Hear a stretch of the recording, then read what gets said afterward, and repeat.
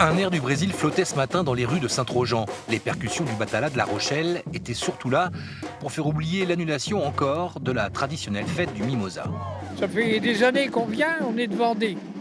Et c'est bien. Bon, là, il y a un peu de musique, ça soulage un peu quoi, par rapport aux autres années, quoi.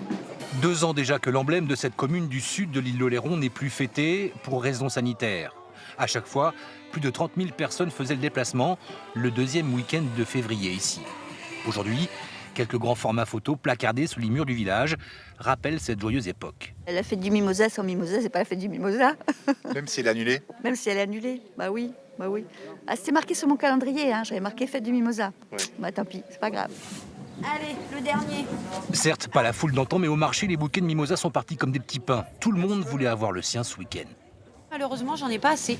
Donc j'aurais bien aimé en avoir un peu plus, mais ça prouve qu'il y a quand même un petit peu de monde et ça fait du bien. Ouais.